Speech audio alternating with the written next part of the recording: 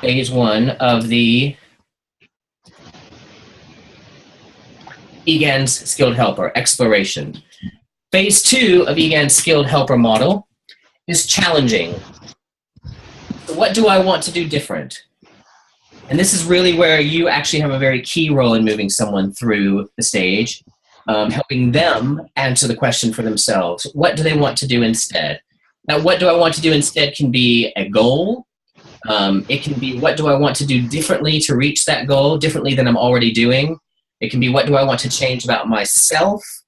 So getting the person to actually have a really clear idea about what they actually want to do as an alternative to the current state of things is part of the art of being a good mentor.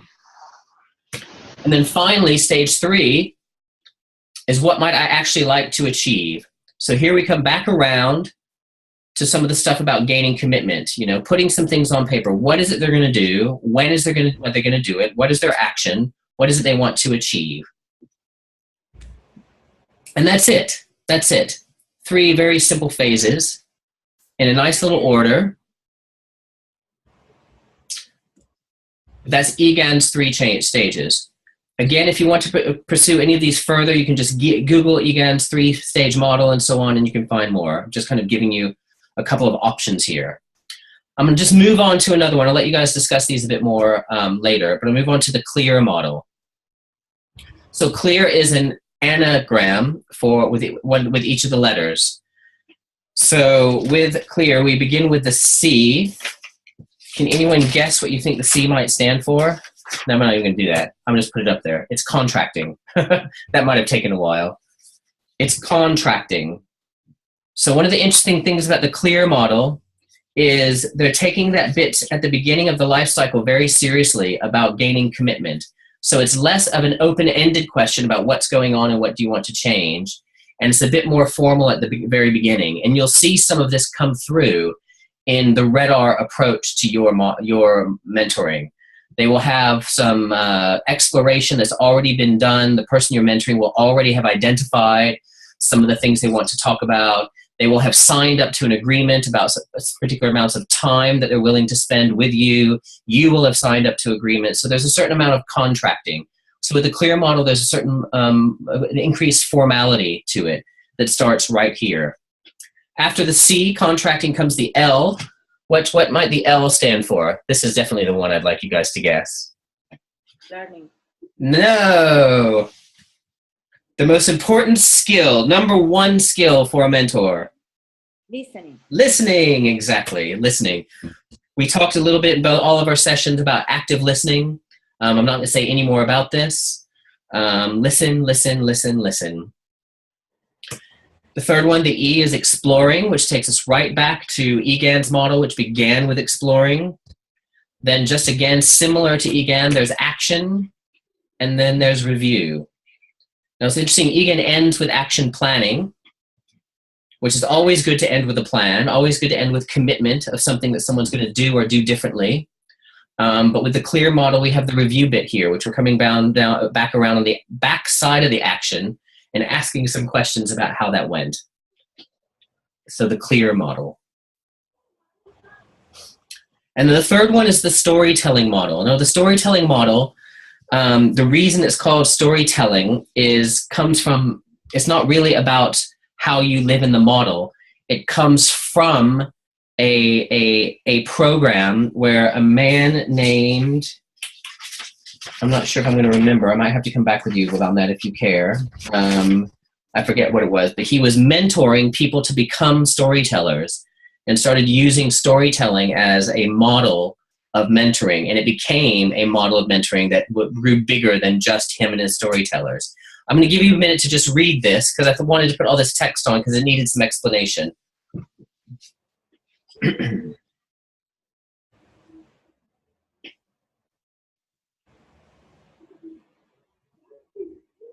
By the way, I'm going to share this particular PowerPoint session with you guys. I'll send it all around by email just so you can have it because I think there's some important bits in it. I'll PDF it and send it. I'll put it on the website.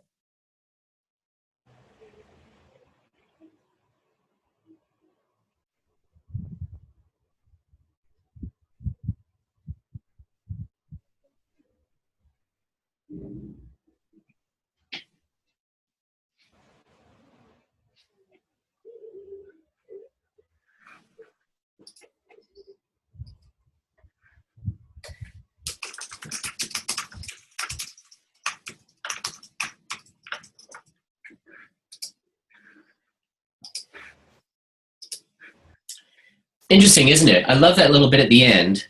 If we change the stories we tell, we change the life we lead. So this idea that you actually are asking people to tell stories. You're asking them to tell stories about their life. And in some sense, they actually are stories, because we always tell stories from our perspective, and how our role as a mentor may be to get them to tell a story. But if they're telling the story differently, it probably means that they have actually changed. So it's a nice little model, and it has 4 steps as well, which are similar to the ones we've already seen. The first one starts with listening. Again, I really encourage you to be listening at least 80% of the time. Then they have this funny one here called appreciating. And I think that really relates to this idea of storytelling very clearly, that you really appreciate that it's their story, they own it, it belongs to them, it's about their life, it's about what's important to them, and you making the link between their story and you, that you know that you're sharing their story, that you're hearing their story, that you're becoming involved in their story. It's a little bit, I think, kind of a bit psychological, actually, a kind of more psychological approach to get involved in someone else's story like that.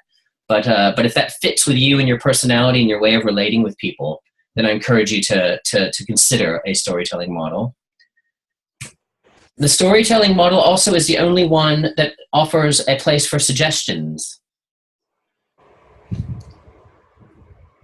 which I'm not going to say any more about, but I do think, well, I said I'm not going to say any more about it. I'm going to say something about it right now, which I think is about not giving people advice. And I don't think advice is necessarily what we want to be giving people in mentoring, but maybe ideas, thoughts, things to consider, alternative ways of doing something. So it's not necessarily about this is what I think you should do, but considerations, other ways of thinking, and so on.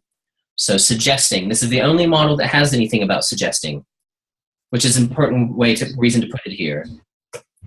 And this other one, which is about asking, I think that sort of speaks back to some of the things we've been talking about change, but asking good questions. What is it you want to do differently? What is it you want to achieve? And I'm not sure why asking is at the end, because asking could also be at the beginning before the listening. I encourage you not to get too stuck on this or be too prescriptive about how you use your models.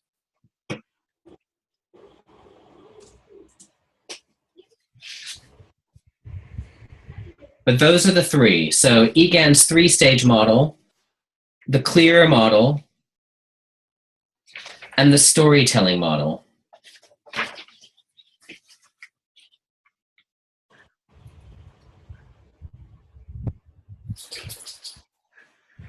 Anybody have any questions about them at the moment?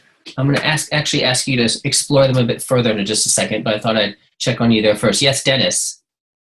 Yeah, I am wondering whether you can borrow some of the methods from the other models to form one kind of model.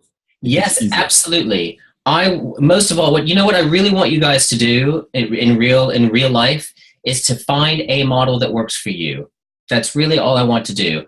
But I want you to have a model, right? I want you to have a model that has a beginning and a middle and an end and a process that you're going to take someone through, that you're going to control, that you're going to own as the mentor.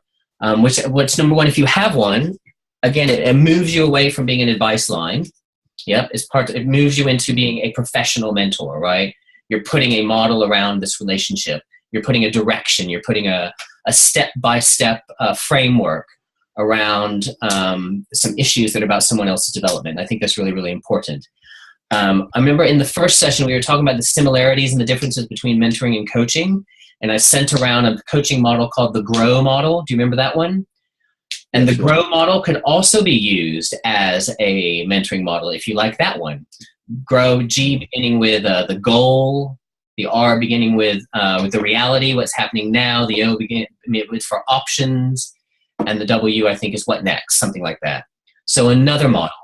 So I think it's just really important to have one, and to have one that works for you and that works for the person you're with and that works for your relationship, right? Because I think there's some models that you might be more comfortable with that you might decide they might need something a bit more prescriptive, a bit more step-by-step. Or you might think, oh, this person actually doesn't need something that's so step-by-step. They might need something that's much more flexible, that's not actually about distinct stages, but a little bit more open-ended. But I think that's for you to decide and to use. after you get to know each other a little bit. Anybody else have a question about that you'd like to ask at the moment? Okay, so what I'm going to do is I'm going to send you into a couple of groups, and I'd like you to discuss these models. If I'm going to share my screen with you now, but I'd like you all to go with me to the REDR site. You'll see that on the REDR site, in the session 3 section, there is a link for comparing and contrasting mentoring models. And just the only reason I have this here is because it lists all the steps for you, because I'm going to take the PowerPoint slide away now so that you guys can talk.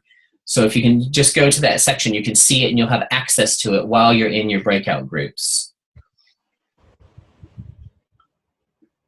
Comparing, contrasting mentoring models in the REDR e-learning website under session 3.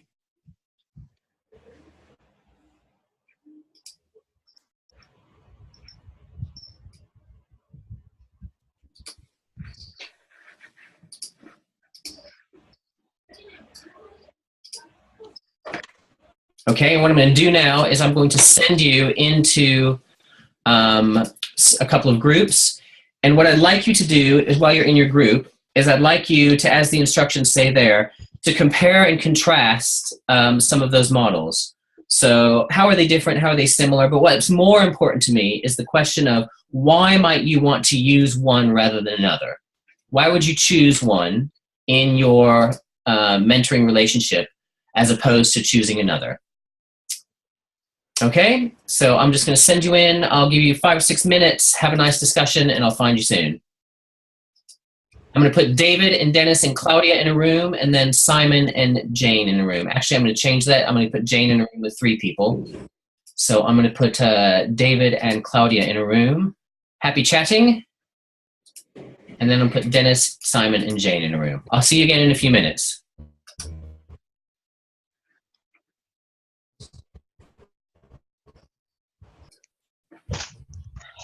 Hello, everyone. Welcome back. Thank you. Okay, so who'd like to start? Tell me, why might you use one rather than another of these different mentoring models?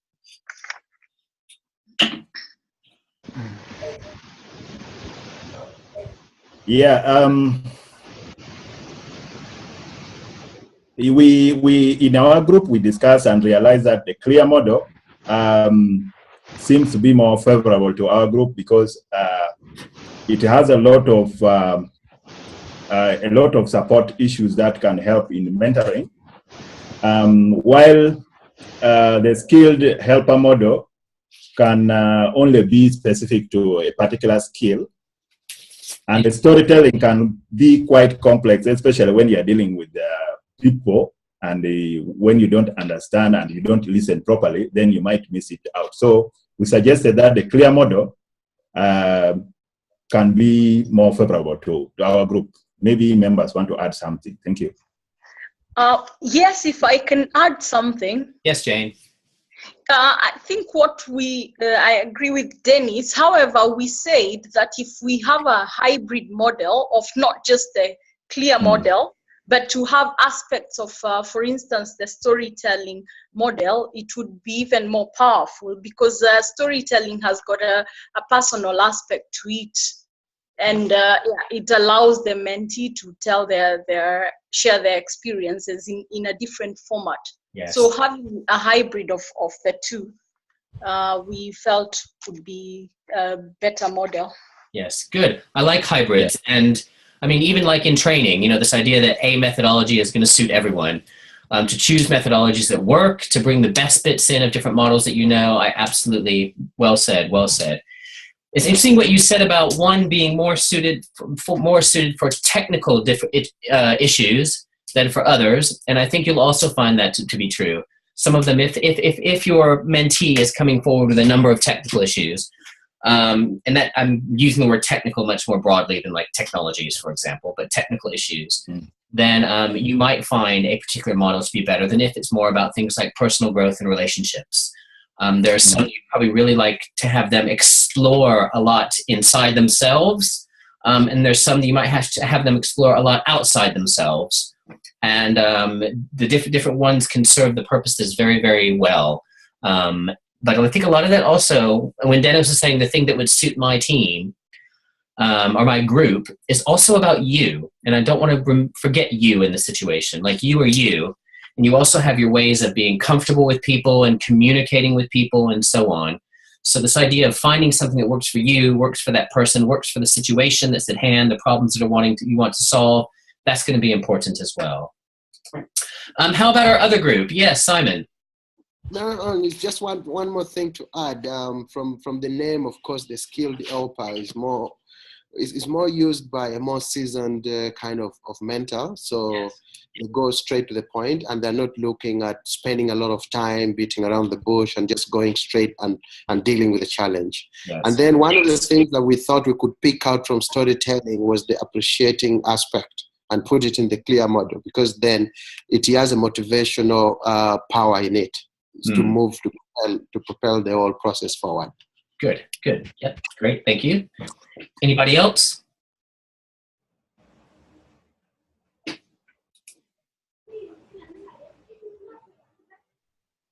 We go for our group. Sorry, say again? We go for the second group. Yes, Claudia, tell us, what did you guys discuss? So we discussed the differences and what was missing in one model compared to the other. Yes.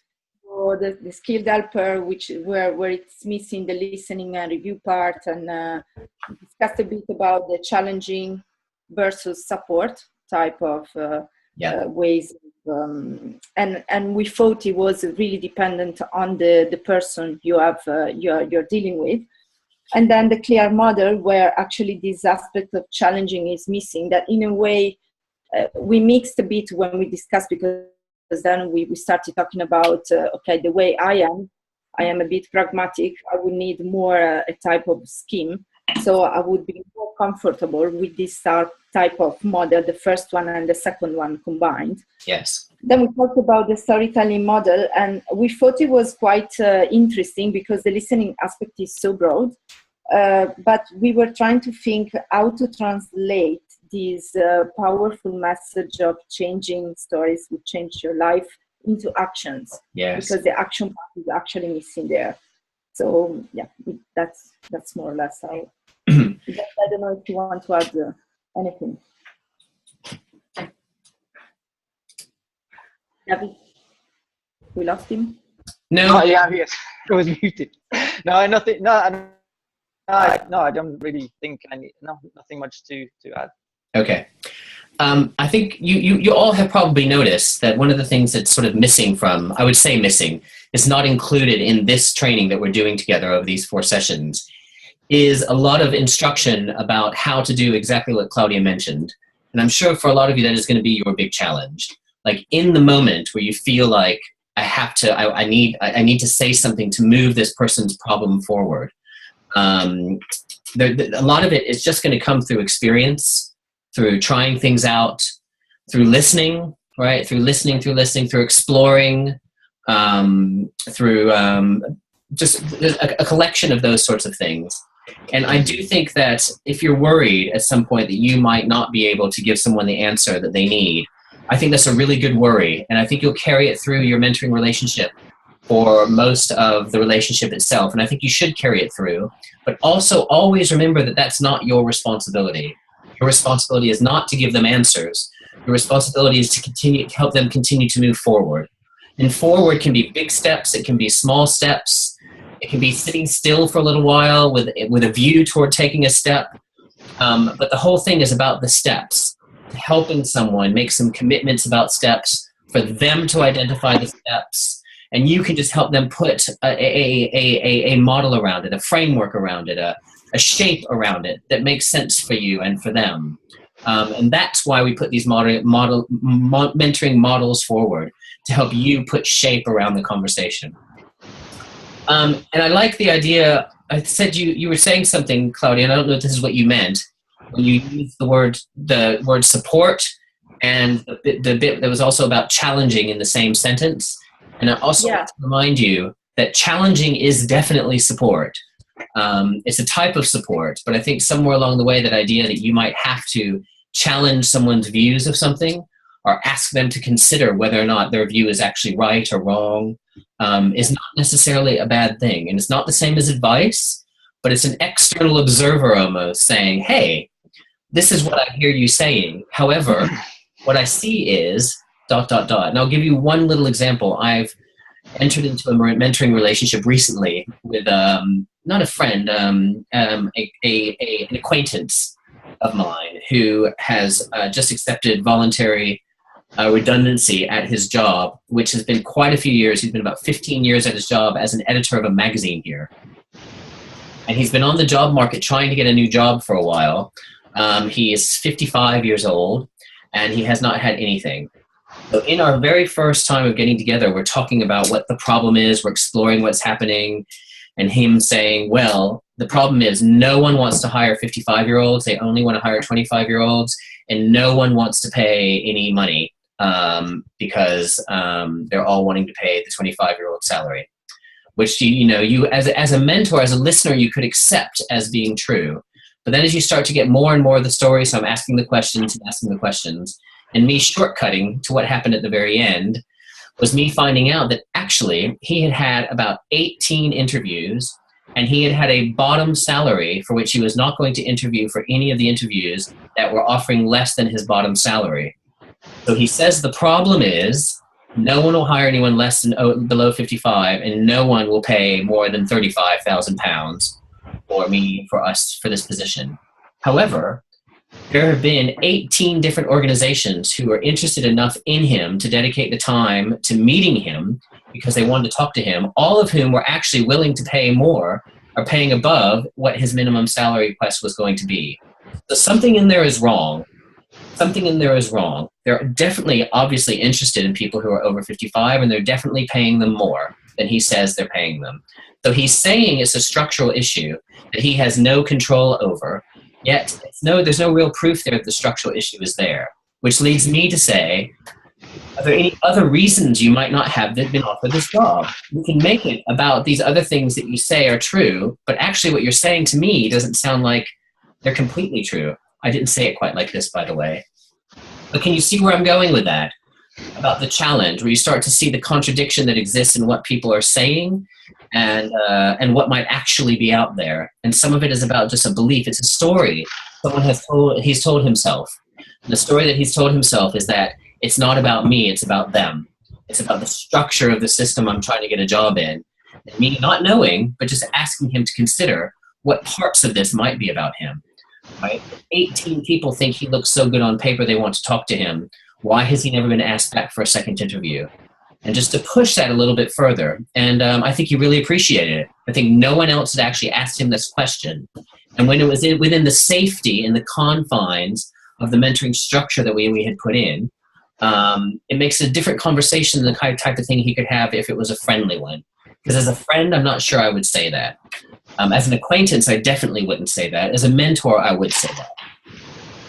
But you do sort of need a model around it that creates the safety of being able to offer these things that help you to explore, to ask the questions, and to challenge. And I encourage you to think about those ways of challenging that might be useful. So any questions about the models? Any comments outstanding? Do you have any example? Sorry. Go ahead, Claudia. You've already started. No, I'm just curious about this storytelling model. Do you have any particular examples on that? Because it's quite curious as a model, but I'm not sure I've understood it properly. Yes, exactly. I hesitated to put it up there because it's called the storytelling model. I think we get stuck on the name being the storytelling model, and that's why I explained at the beginning that it's called the storytelling model because it came out of a project that was about storytelling. So that's all. So get rid of the storytelling and just go back to what it's trying to say, right? Which is allow people to tell their stories, listen to their stories, appreciate their stories, suggest ways that the reality might be different from their story. And I think that's sort of what I was just saying about my recent mentoring relationship as well. He was telling a story. But if me as a mentor, I'm listening to it as a story, it helps me, at least in my own personal mindset, not to be stuck on it as the truth. I only hear it as a story. It's only a story. It's his story. It doesn't mean it's factual and doesn't mean it's true, but it's factual and true to him. That's because it's his story. If there are ways I can challenge the story, if there are ways I can actually get him to think about an alternative version of his story, it moves it a little bit away from, is it the truth, to something that just feels a bit kind of softer and a bit more personal and a bit more able to challenge. So I think that's one of the things I like about the storytelling model. David, yes, you were. Yes, I had a quick, do you have any tips on, because you mentioned in that model or that storytelling part, like having safety was an important issue, like having that trust, I guess, between the mentor and the mentee. Yes. Do you have any tips on like how to generate that confidence? Yeah. Well, I do think, sorry, but I think part of this you missed by not being in the session last time. I don't know if you've reviewed them, but some of the things about things not to do and things to do. And this establishing trust was an important part of that conversation. I do think that I'll just say one thing, and let's see if anyone else wants to say anything to add. But the one thing I will say is, and I guess for Jane as well, that it's important to really take the relationship part of the mentoring relationship seriously, because you do have to build a relationship. And it takes a bit of time, and it takes a bit of intention. And it will take, I think, you as a mentor doing it intentionally. It does just happen. Between some people, they'll have an instant spark, an instant rapport, and they'll just have to not do much work on the relationship itself. But I think for most of you, being distant, and possibly from different cultures, different types of challenges, different ways and places of working and so on, that idea of thinking of the relationship as something specific that needs work, in addition to the issues that you're trying to address in the mentoring relationship, is going to be an important part of your personal project as a mentor. Establishing the relationship, building the relationship. And I think the best advice I could give you is to just be intentional about it. And I don't know all of you very well, but I can kind of just see the way a lot of you are right now in this, like just you, actually specifically you, David. Just like the way you look and the way you look into the screen and the way you speak and so on. And looking at Claudia and Jane, who are the ones who are here in front of me right now. The other two guys are shuffled to the side on my screen. But this a way that I can just imagine that you actually will be able to relate to people in a way that is relational. And I can see it. I bet you guys actually have this. And you probably practice it in your own like line management relationships as well. You know, you have to build relationship and build trust in addition to clearly communicating and giving people good work plans and all those things as well. So just holding the relationship as something separate from the goals of the mentoring relationship, I think is really, really important for all of you. Would anyone like to say anything else about building trust? Anything that maybe came up last week that David might find useful that we discussed that you thought was important and interesting? I see we lost Dennis. I guess he'll come back in a minute.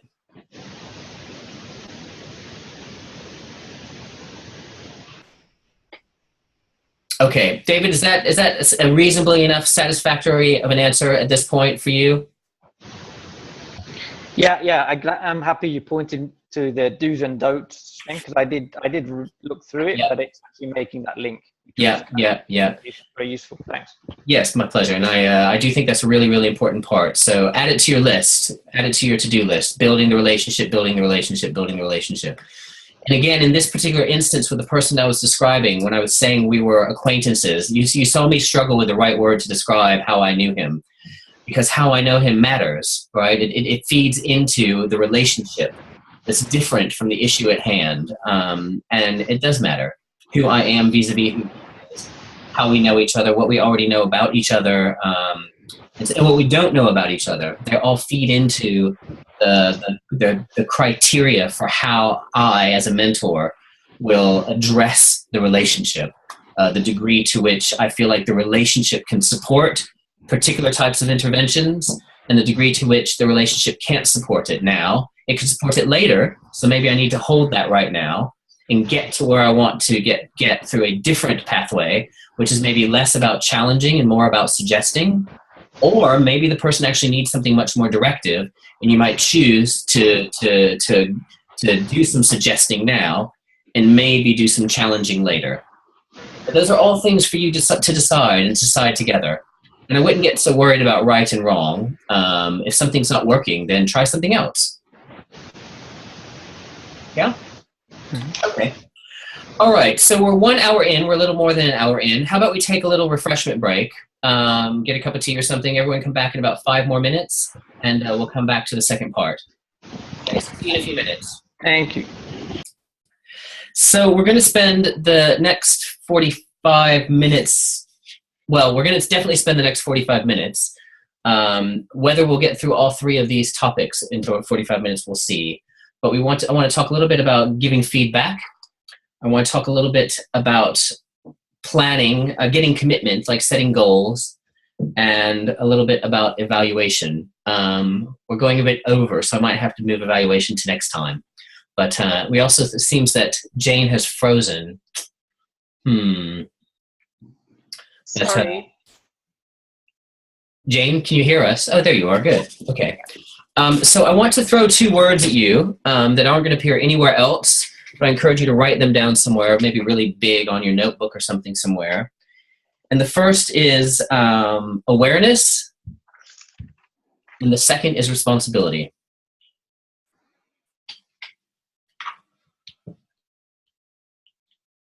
And I think these are the 2 most important things that you're trying to accomplish in your mentoring relationship. Now, as we've said, particularly if you're doing something like contracting at the beginning of a relationship, or goal setting, which you should be doing goal setting, there might be a goal that you're trying to land at, and it'd be great if you landed at this goal together. If some change actually came about as a result of the mentoring relationship that solved an issue, that's fantastic. What you really want to be doing in order to do that, what your role really is number 1, to help your mentee get more awareness, and therefore with more awareness comes more options, comes more insight, comes more possibilities. And number 2, responsibility. Awareness and responsibility. And they go hand in hand. And this is, again, why I told this story about the acquaintance that I just had. Because I think that moment about helping someone have awareness of something else that might be going on, and then responsibility, asking the question about what is their responsibility, now they have that new awareness in changing the situation, right? And there we get into challenging. So a lot of the questioning and the listening that you're going to be doing is about helping them become more aware. And then a lot of the goal setting is about helping them become more responsible. Which again doesn't make you responsible for any answers at all, right? So you're not responsible for answers. And this is, again, I think speaks back to, again, the paternalistic thing, Claudia. You know, we're not going to be mommy and daddy. You know, we're not here to take care of them, to solve the problem for them. But this idea that the answer isn't in you, it's not necessarily you giving them the answer. It's about you helping them be more aware and then taking responsibility for whatever comes on the backside of that awareness. And there are a couple of ways to do that. One is through giving feedback. And I know we talk a lot about feedback in our sector. Any management and leadership training you go on, especially any Red R training, for God's sake. And I suspect in the GWC trainings about leadership and cluster coordination and so on that I've been doing over the years, there's always something about feedback. So you might have seen this model before, but I think it's always important to kind of mention it and remind ourselves of it, because it reminds us why we're giving feedback and what we're giving feedback for and to do. Do any of you know about Johari's window? Anyone want to raise a hand? Johari's window? Is that new? Anyone know it? No one knows it?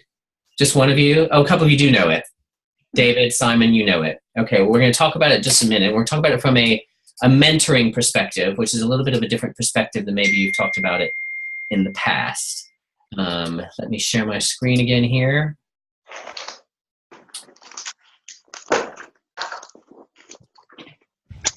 Okay, so Johari's window is a matrix with columns and rows, just like a log frame, for example.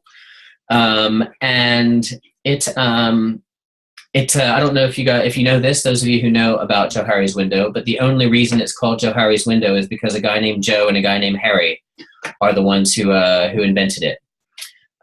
So a little tidbit of information for the day.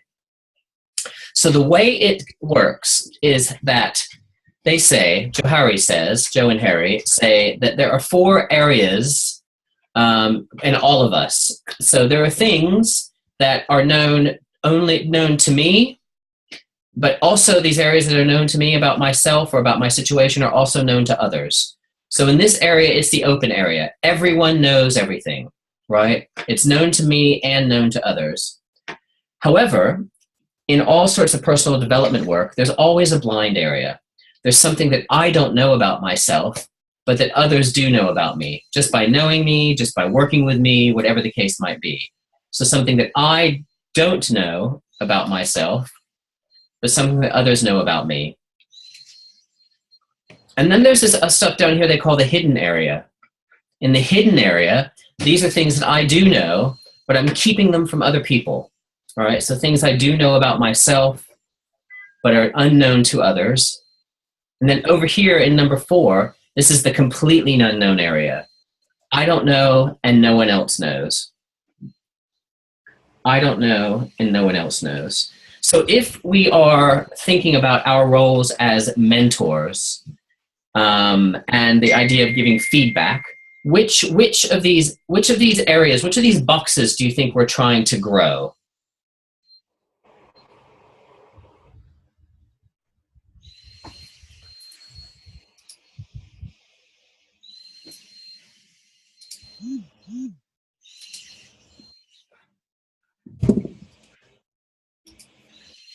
Anyone? Yes, Dennis. I think 1, 2, and 3. 1, 2, and 3. Yeah. Well, definitely, yes, 1, 2, and 3. Well, no, I'm just going to say no, Dennis. No, not quite. Not quite is what I'm going to say. What someone say why not? Why not quite? Yes, Simon. Because the first one is already known to everyone. You may not want to dwell a lot more on, but then 2 and 3 would be something. But also 4 would give us a lot good challenge to try and work on. Okay, all right. Anyone else?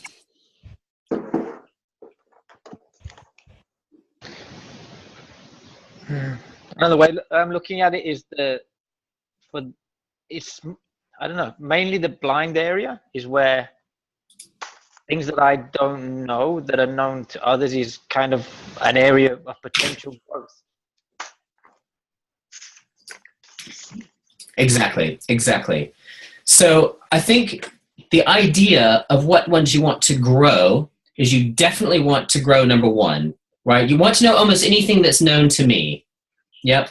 Anything that's known to me in the known to me column, known to the person who you are mentoring. Here, I'm just going to go back to sharing my screen. Give me just a second.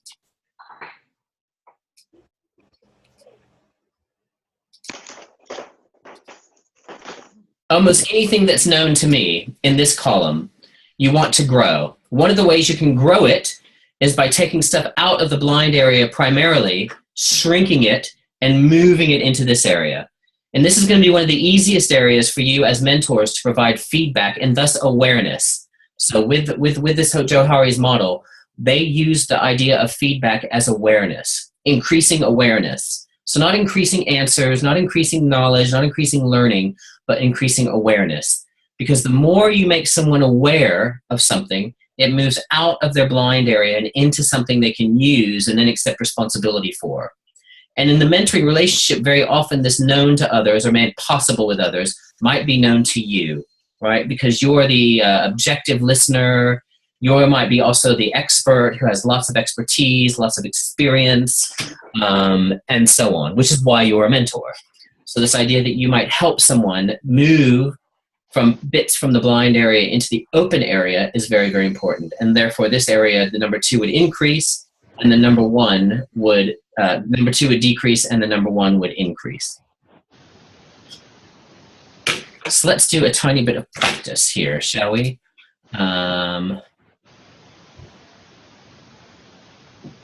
Okay.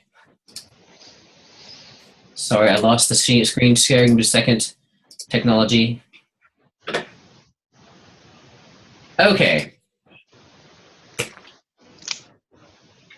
So let's say that you have someone you're mentoring and they get really good feedback from you. What do you think the effect might be on Johari's window?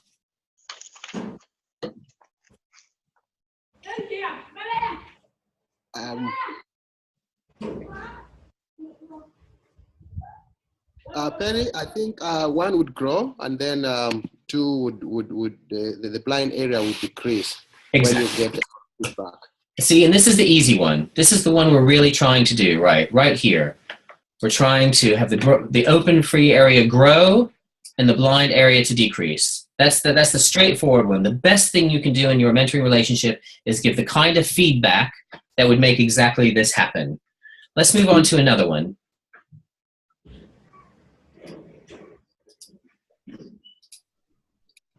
How can I get rid of, oh, there we go. Clear my drawing, great.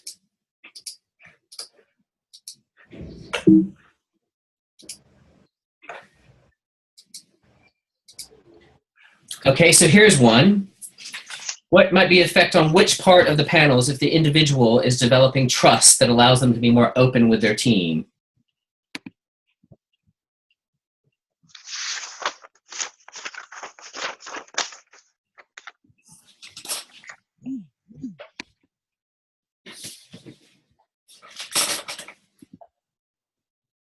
Three. Exactly. Exactly.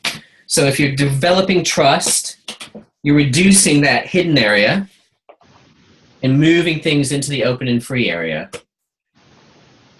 What about this one? If the mentoring relationship helps the individual to become more self-aware, just generally.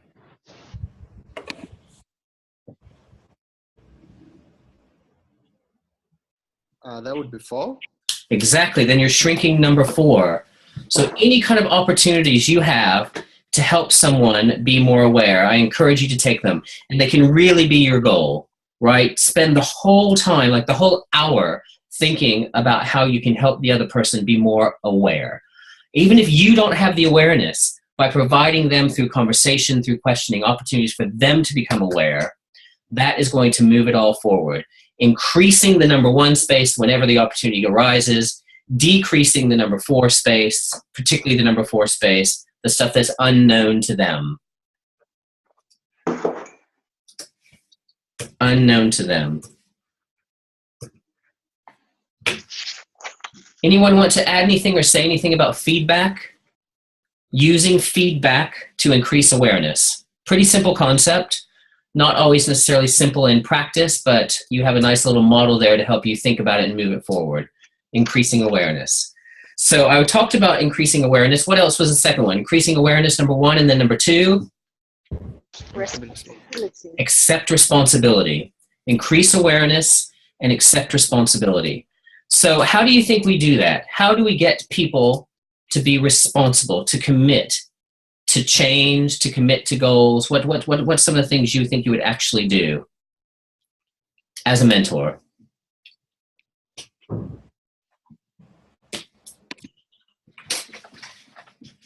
Encourage the person to set their own goals.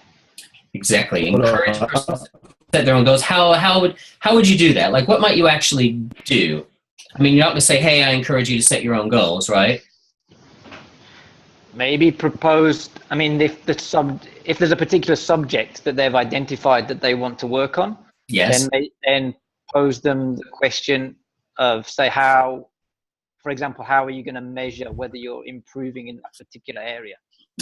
Good one. How will you know? Good one. Yep. How will you know if you're improving? Yes. What else? What else can you do to help someone set? Well, what is a good goal? Let's talk about what a good goal is. First of all, what makes a goal effective? If this is what we want them to set, like they want them to take responsibility, right? We want them to take responsibility for doing something with their new awareness. What are some of the elements of a good goal? Good goal is a smart goal. You know, you are such a genius. How could I possibly have a training about a conversation without goals without talking about SMART? Right? So here they are, the usual SMART goals. I won't go into them anymore, except just to say that sometimes they have achievable and relevant. Sometimes they have agreed upon and realistic. You guys can decide which version of SMART you want to use, but some version of this. Just make sure when people are developing their goals that all of these elements are there, that they're clear, they can be measured, and they know what the measurement is, which is exactly what you just said. That there's time bound, there's some moment in there where we're going to come back and check on the back side of it. I mean, there's also this thing about, with action planning here, about agreed targets that are measurable. They know how they've been met, and that you actually come to a mutual understanding of a time frame and milestones for them. What do you guys think about agreeing targets? Do you think it's important that you agree them, for example, together in the conversation? Yeah, because if you agree on a target, then it will be very easy for you to review. Yes. Good. Yeah. Because when we get to some of the stuff in the models we've been talking about review, you know, I think sometimes it's easy for us to go the other way on the non-paternalistic version and be, oh, this really isn't for me. It's just for them. It's their goals. They're not my goals. I'm not here to check up on them. I'm not their boss. I'm not their manager. I'm not the person who's going to like wag my finger at them if they don't meet their goals. And I don't think you should necessarily. I think you should make them aware of whether they're just being lazy about their goals or not. But it's not about you wagging a finger. But I do think that mutual agreement thing is very, very important. I think it's motivating to them, and helping them come up with realistic goals are really, really important. So they're not trying to meet their goals for you.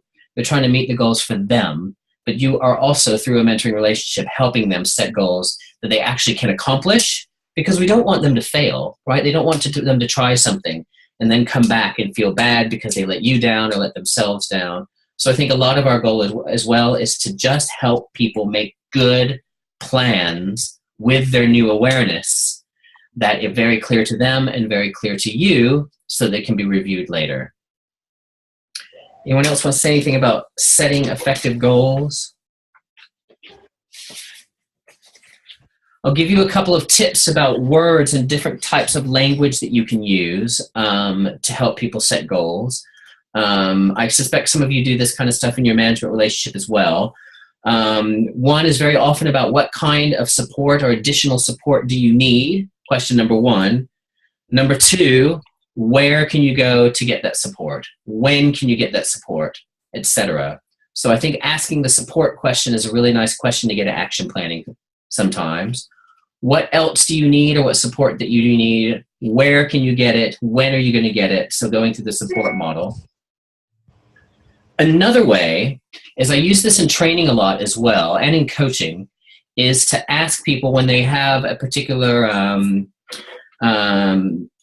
issue or a goal they might like to achieve, because very often the goals are not as specific as we might like them to be. And I think sometimes this is where SMART lets us down, because a lot of people have general goals, you know, like they want to be better at their jobs, right? And that's a really good, you know, we want to improve our targets, or even with the WASH cluster, they want to have better service delivery results. Yeah. So this idea of forcing them to set really specific goals that are about, you know, reducing the number of people who don't have access to clean water, I'm not sure that's going to be very helpful for us in a mentoring relationship. But helping them be a better manager of doing that probably is the kind of stuff we can do very effectively in the mentoring relationship. So very often I'll ask, so from on a scale of 1 to 10, where 1 is very unlikely and 10 is certain, how likely are you to achieve whatever goal you set for yourself? And then they'll give like a score, especially if it's like 7 or less. I would say, well, what can you do to get to 8? What could you do to get to 9? So it's not about getting to 10. It's about just getting one step further. So wherever they are on the scale, you can give them a scale and say, okay, what is your next step to move you up 1 point? And then maybe they have something, you have them do it, and the next time you get together, you can ask, now, do you feel like you moved from 6 to 7? What do we still need to do to get to 7? And then what do we need to do to get to 8? So the criteria has been set by them. for what each stage matters, right? They're making their own assessment of where they are. They're making their own decisions about how to move up the scale. And then you just hold them accountable for actually doing some of the work and then reassess whether they, for themselves, feel like they've actually moved up. So it's a really nice way as well to set goals and to do some accountability stuff. Very non-directive. I like the non-directive stuff, but still very directional. Yeah, non-directed, but directional. Still moving up the scale, but not as commanded by you.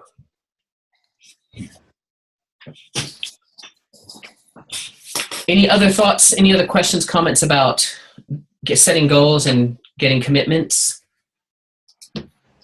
Yeah, are they restricted to the mentorship time frame, the goals that the mentee is setting? I think that you'll probably end up with lots of goals that you'll be accomplishing during the course of the mentoring relationship.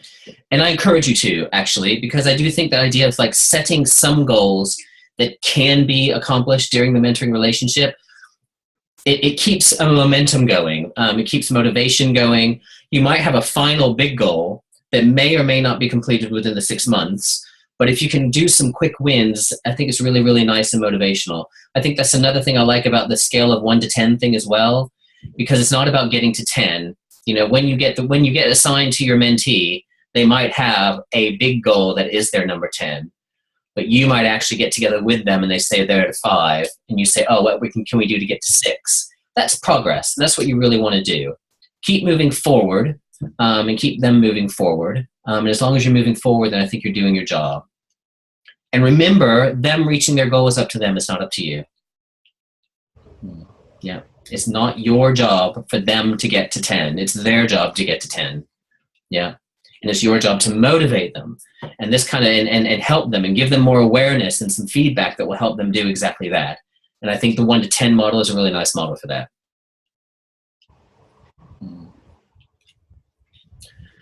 Okay, so in our last few minutes together, I know I'm flying through concepts and flying through them more quickly than we have in the past. Everyone doing good? You still with me? Yep.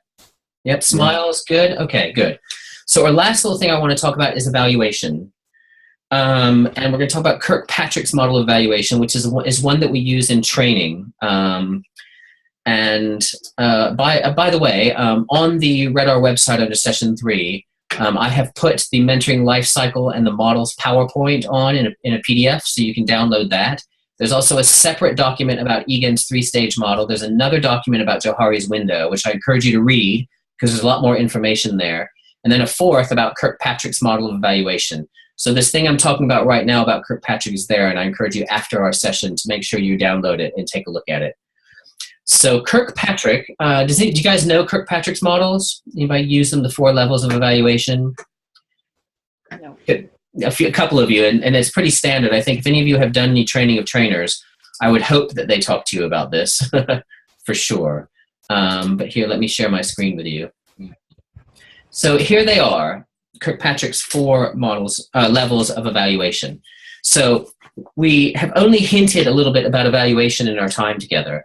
But as we've discussed, somewhere along the way, you want to get an understanding of, number 1, just kind of how's it going? Number 2, how am I doing as a mentor? Number 3, how is that person doing in regards to making progress for themselves? And number 4, which is always a bit of a goal more than something we can accomplish very effectively. Ideally, we'd also like to know how the mentoring relationship and the changes the person has been making is affecting, for example, whether or not the cluster is being more effective. So those are really our 4 levels. So in Kirkpatrick's model, he calls the first one reaction. So how is the person liking the mentoring? How is the person getting along with you? Do they like the model? Are they enjoying the conversation? So what is sort of their immediate and first reaction to it? To what degree are they responding favorably to mentoring? The next level is about learning. So to what degree is the person who's being mentored developing new knowledge, gaining new skills, changing their attitude about something, getting more confidence, being more committed to something, having more awareness and responsibility about something? So what are they actually learning? right? What are they actually learning? Level 2 of evaluation. The next level is about behavior. So after they have learned, what are they doing differently as a result, right? To what degree are they applying their learning?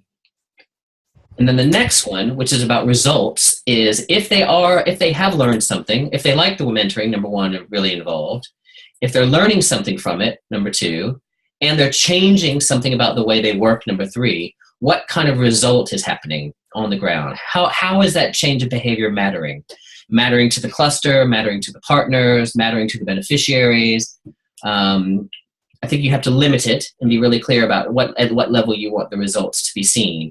But it's a nice wash cluster question as well. They'll really, really, I think, want to do some sort of evaluative something later on to see whether or not the people who are being mentored, whether or not the mentoring is helping to result in an improvement in some sort of cluster performance, which I think is a really interesting question. So those are the 4 levels of evaluation that Kirkpatrick puts forward. First of all, I'd just like to ask you all generally, what sort of questions do you have about the 4 levels? Do they make sense? Do you have any particular questions about them? Anything you'd like to clarify? Sorry, this evaluation is a two-way, so it's for the mentee and for the mentor. Well, I think that's up to you. I do think that using evaluation results to evaluate yourself is an important part of the process. So, for example, I'm a trainer. I do evaluations at the end of every training, right? And so I'll do were you happy with the training, right? Did you enjoy the training? I might even do something that might ask them what they learn, or I might ask them to practice something, and then I'll make an assessment of what they've learned. Somewhere in there, I will use that as an evaluation to ask myself some questions. What could I have done differently? If there are a few people who I've taught them something, ask them to apply it, and they're still not doing it to the degree that I think is important or as planned, I would have to ask myself a question: what could I do better? What could I do differently for them to have learned better? So I think there's dual evaluations always going on, right? There's your evaluation and the person's evaluation and the WASH cluster's evaluation and REDR's evaluation of whether people are actually learning and changing in any way by the mentoring program. And then there's you using the information to improve your own skills and your own performance as a mentor. I can tell you that REDR, I think, has no plans to evaluate you. And I think a lot of your evaluation would be up to you. And I encourage you to be doing that rather regularly, using what you're learning from the mentoring process to improve your own skills as a mentor. But I think if you're taking the time to consider each of these different levels, then you will be able to be making some assessment about whether or not you're actually accomplishing this. I do think the level 1 evaluations about reactions, you probably won't be getting very much formally from it, and you'll probably have to do a lot of that informally. Yep. Like how could you imagine as a mentor you would get any information about level 1 evaluation? Reaction. Which is a lot about like the mentee's satisfaction with the mentoring relationship in the process. What might you do to get at that kind of evaluation? I think it's very critical at the beginning, before even doing any kind of mentoring, to create that rapport or a relationship building with the person so that the person can open. That's the foundation for me. Yeah. Yeah, very good, very good. Anyone else?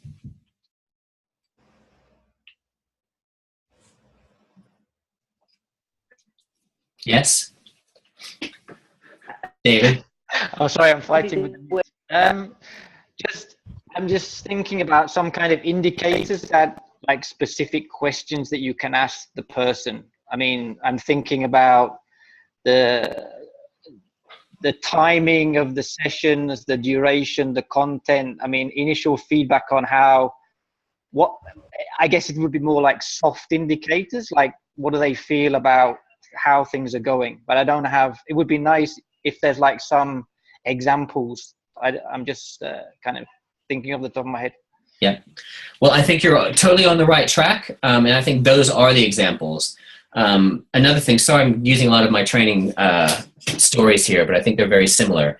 I'm a big believer in daily evaluation. I'm not daily evaluation, daily feedback. So particularly in like a 5-day training, people are really, really committing. You guys are committing to 6 months, finding out early on, is this working for you, right? Is this pitched at the right level? Are we talking about the things you want to talk about? What kind of feedback can you give me as a trainer that might make your time more useful over the next 4 days? And I think so starting at the morning of day 2 or at the end of day 1, which for you would be either at the end of your first mentoring conversation, I would probably recommend the beginning of the second one. I encourage you to ask just a couple of these soft questions and to sort of keep them coming over the course of the relationship. So such as, you don't even have to ask evaluative questions. You can say things like, what did you find useful about our last session? You know, which is a really good evaluation set question. Let's see, I have some notes here. You could ask something more evaluative. What would you find most useful? What did you find least useful? So again, you're opening yourself up for some learning, for some real improvement. No reason not to. I really encourage you to do it.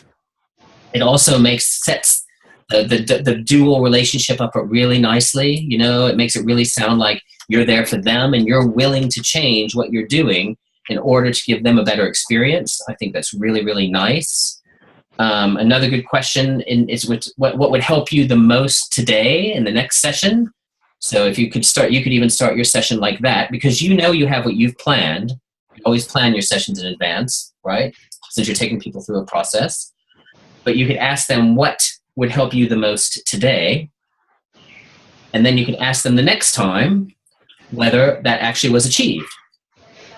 So I do think it's kind of like setting mini goals, and you could use those mini goals as evaluations, for level 1 reaction evaluations for yourself and for them as well.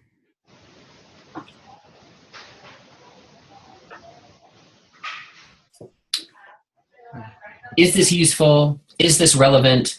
They're such simple questions, and they're mostly informal, and I encourage you to ask them regularly. They're relationship building questions as well. I think they produce an atmosphere of trust, an atmosphere of care, lets them know you're listening. So I think they're really important, the level 1 evaluation ones. What about level 2 learning? What kind of stuff can you do to get at some learning?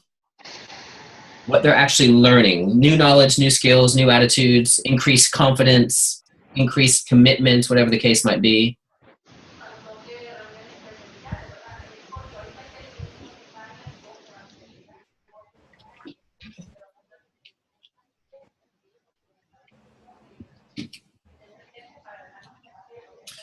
Well, I'll say that I think learning is a difficult one. I think learning is a difficult one because you're not trainers, you're mentors. So I don't think you need to come into this relationship with learning objectives necessarily, but it is very likely that the person you're mentoring will need to learn to do something either additional or different in order to meet their goals. And it might be you who's helping them formulate what those are and set goals around them. So it could be about getting new knowledge. It could be about getting new skills. It could just be more awareness. Right? It could be increased confidence. They'll learn something either about themselves or about their performance that gives them more confidence.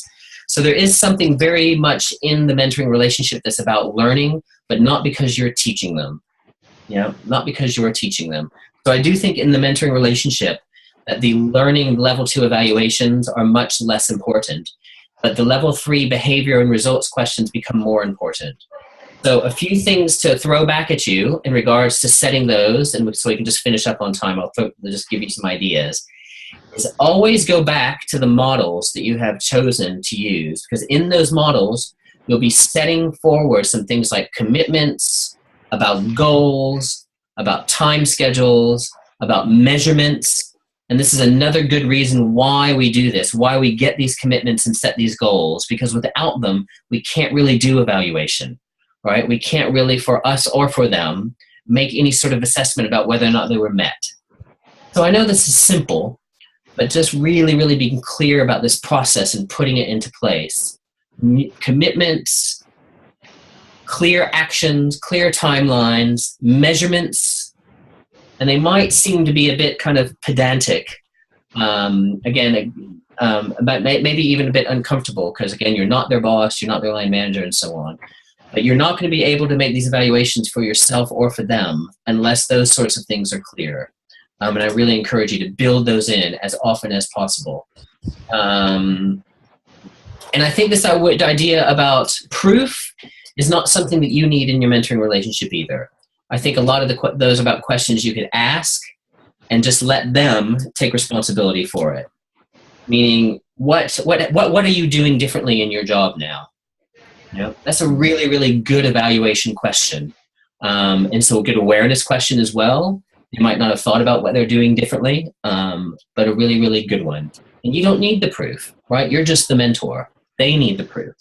But I do think that idea of, are we making progress, and having regular assessments of that progress for you and for them are very, very important. Just be clear at what level you're trying to get that at, and have a plan always in place to do so, which is, again, very often about those commitments.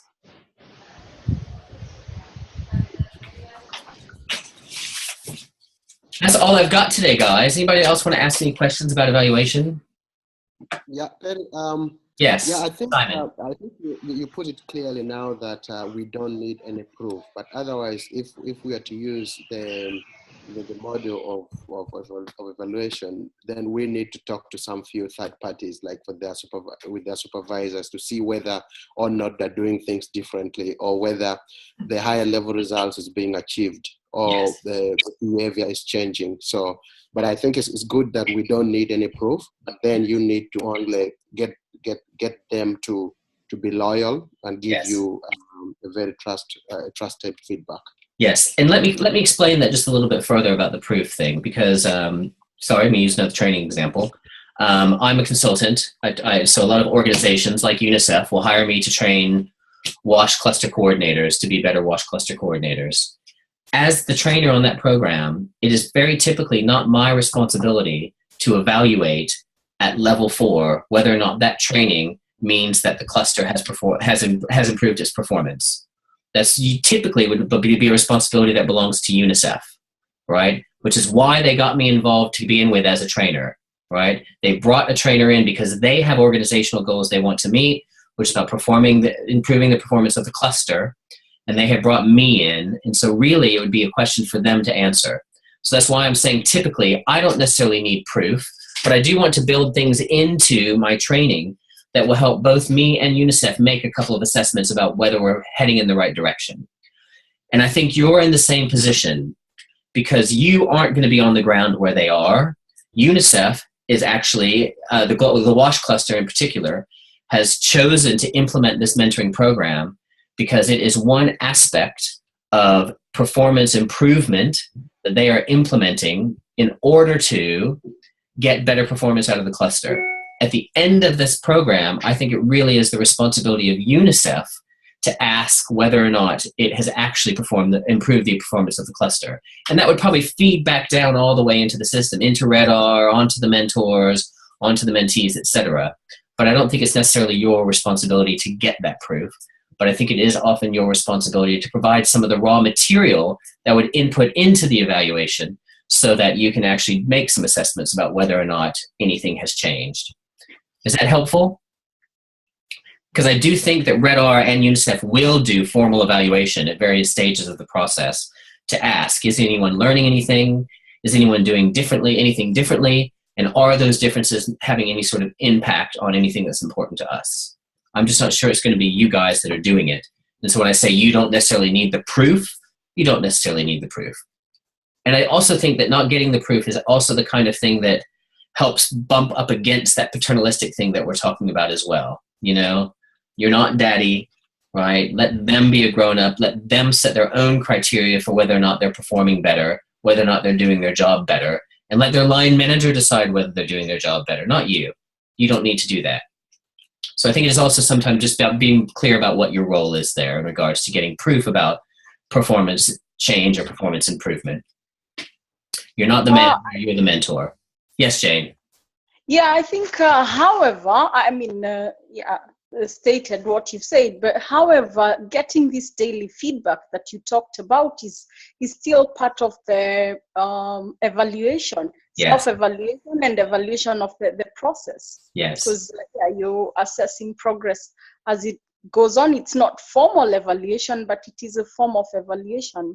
Yes. And I think regardless of whether, if I was a mentee, regardless of whether there is an evaluation at the end of the process, I would want to evaluate myself and know that, I'm getting something out of it. Yeah. So, yeah. Yeah.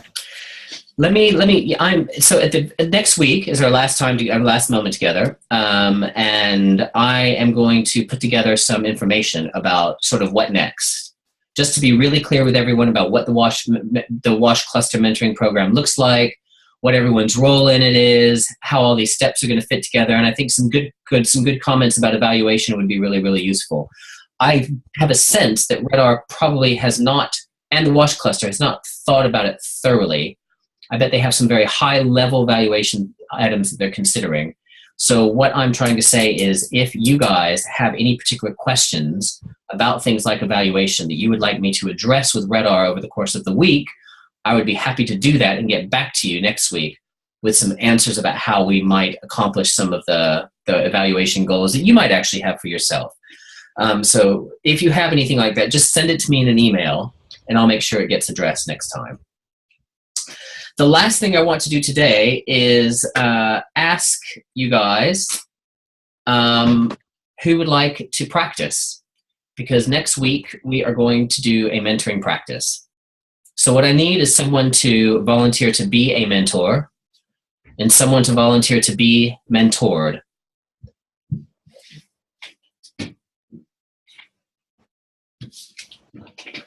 I've been warning you guys about this for a couple of weeks now, so someone tell me that you have decided that you're ready to go, to do some practice and to get some feedback so you'll have more awareness.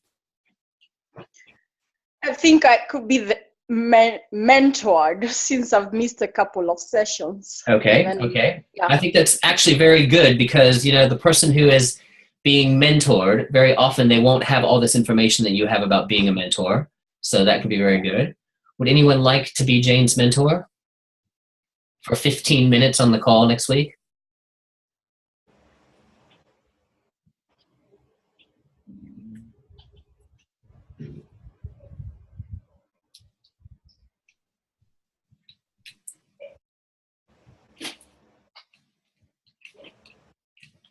Someone has to do it. I'm not going to do it.